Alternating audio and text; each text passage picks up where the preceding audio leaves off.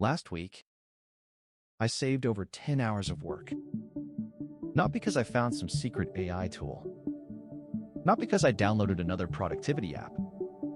And definitely not because AI magically did everything for me. I saved time because I stopped starting from zero. Instead of rebuilding the same support tickets, the same reports, the same training materials, I started with a workflow that already worked. And everything got faster after that. This is the simple 5-step workflow I now use for ICT support tickets, reports, training materials, even my YouTube videos. And step 5? That's the reason I rarely start with a blank page anymore. The problem. Here's the real problem. Most people aren't short of AI tools. They're short of a process. They open ChatGPT, ask one broad question, copy the answer, paste it into Word, edit it, format it. Then tomorrow, they do exactly the same thing again, from zero. It feels productive, but it's really just repetitive. The writing usually isn't the slow part, making the same decisions, again and again. That's what costs the most time. So in this video, I'm not giving you another list of 20 AI tools. I'm going to show you the workflow behind the tools. The same workflow I use to move from confusion to clear, repeatable output. And to get started, you only need 3 tools. ChatGPT for thinking, drafting, and refining. Perplexity when you need current information, research, or sources you can verify. And Notion to store your prompts, templates, checklists, and reusable workflows. But remember this, AI doesn't save you time. Your process does. When your process becomes repeatable, the tools simply help you move faster.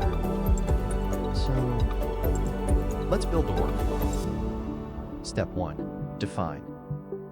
And this is where most people lose time, without even realizing it. They open AI and start typing. But I don't start with, write a report. That's too vague. I define the job first. Say I'm handling an ICT support issue. I don't ask AI to explain the problem. I define the task first. The goal? Create a root cause summary. The audience? My supervisor. The format? 3 short sentences. The tone? Simple enough for a non-technical manager to understand. Now the AI knows exactly what I'm trying to produce. And if the task isn't clear, the output won't be either. Step 2, gather. Before AI writes anything, I collect the facts.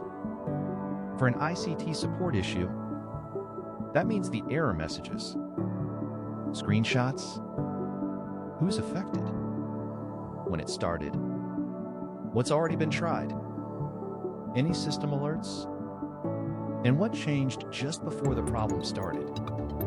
Here's the mistake I used to make. I'd start writing before I had enough information. Then I'd realize something was missing.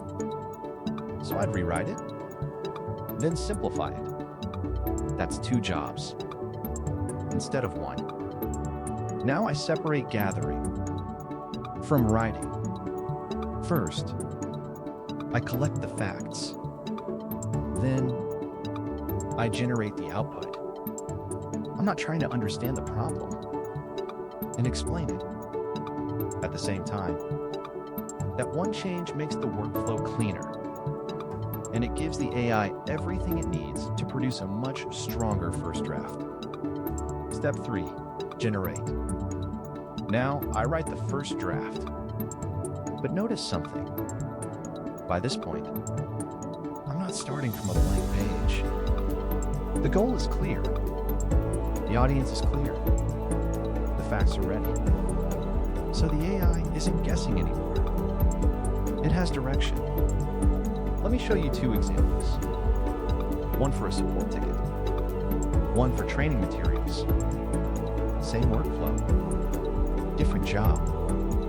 Example 1. ICT support report. Before, this is what the old process looked like. Think through the issue. Open Word. Write a rough explanation. Realize it's too technical. Rewrite it. Simplify it. Format it again. 30, sometimes 40 minutes for one report. Now, I use a clear prompt like this. Here's the difference. The prompt isn't doing the hard work. The workflow already did that. The task is clear. The audience is clear. The facts are already there. The AI is simply turning those decisions into a first draft. So instead of fixing confused output, I'm refining something that already makes sense. Example 2, Intern Training Guide. I use exactly the same workflow for training materials. Before, I'd sit down, try to remember everything an intern needed to know, write one long document, realize halfway through I'd missed something, go back, restructure it, then realize I'd skipped a step they actually needed first. It looked thorough, but it wasn't organized. Now, I define the training first. Who's the audience? A brand new intern? Or someone who's already been here a few weeks? What should they be able to do on their own? After reading this, what's the one mistake I don't want them making? Then I use a prompt like this. Step 4, refine. This is where your judgment comes back in. Don't accept the first AI output blindly. Check 4 things. For an ICT report, I asked, can my supervisor understand this quickly? Is the language too technical? Is the root cause clear? Is anything missing? For training materials, I asked, is this clear for someone who's brand new? Is the structure easy to follow? Have I skipped a step? Would this actually help someone do the job on their own? This isn't about rewriting everything. It's about tightening what's already there. Small edits, not big rewrites. Big rewrites drain your energy. Small refinements keep the work moving. Step 5, store. This is the step most people skip. And honestly, this is where everything starts to compound. If something works, I save it. The prompt, the structure, the checklist, the final version, the format.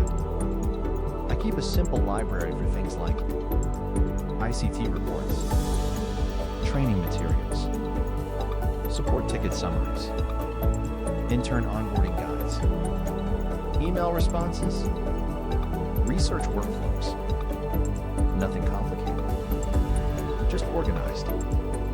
Because the next time a similar task comes in, I don't start from zero. I start with something that's already proven to work. That's where the biggest time savings happen. Not because AI got smarter overnight, because my workflow did. The tools. You don't need 20 AI tools. You only need 3. ChatGPT for thinking, drafting, refining. Perplexity for current information, research, and sources you can verify. Notion for prompts, templates, checklists, and reusable workflows. That's enough. If you want automation later, look at tools like Zapier or Make. But not yet. First, build the workflow. Then, automate the workflow. Here are the 5 biggest mistakes people make with AI and how to avoid them. Mistake number 1, trusting the first draft. AI gives you a starting point, not the finished product. The first response is rarely the best one. Take the time to review it. Question it. Improve it. Great results come from iteration, not blind acceptance. Mistake number 2, skipping the refinement process. The quality of your work doesn't come from the prompt alone. It comes from refining the output, editing, improving, adding your own judgment. That's where the real value is created. The difference between average and exceptional results is often the refinement step. Mistake number 3, starting from scratch every time. If you don't save your best work, you'll keep solving the same problems again and again. Build your own knowledge library. Create reusable assets, prompts, templates, workflows, checklists. Reuse what you've already created. Work smarter every time. Mistake number 4, collecting too many AI tools. You don't need 20 AI tools. You only need a few that fit your workflow. Focus on mastering the right tools, the right process, the right habits. Master those first before chasing the next shiny tool. Mistake number 5, working without a system. This is the biggest mistake of all. Most people don't have an AI problem. They have a workflow problem without a system. Every task starts from 0. Every prompt feels like a new conversation. Every result depends on luck. Every project takes longer than it should. But when you follow a simple workflow, everything changes. First, define. Understand the task.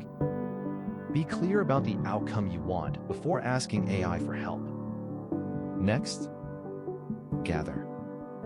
Collect the information, the requirements, the examples, and the context you'll need. Better input leads to better output. Then, generate. Use AI to create the first draft. Remember, the first draft is only the starting point. Now, refine. Review the output. Improve it. Strengthen weak areas. Apply your own knowledge and experience. This is where the real value is created. Finally, store. Save your prompts. Save your templates. Save your workflows. Save what you learn. Build a knowledge library that makes every future task easier. And when you use the right tools to support that process, AI stops being just another chatbot. It becomes part of the way you work. Final message.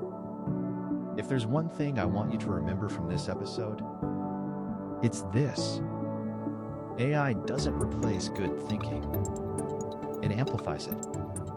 The people who get the best results aren't the ones using the most AI tools. They're the ones with the best workflow.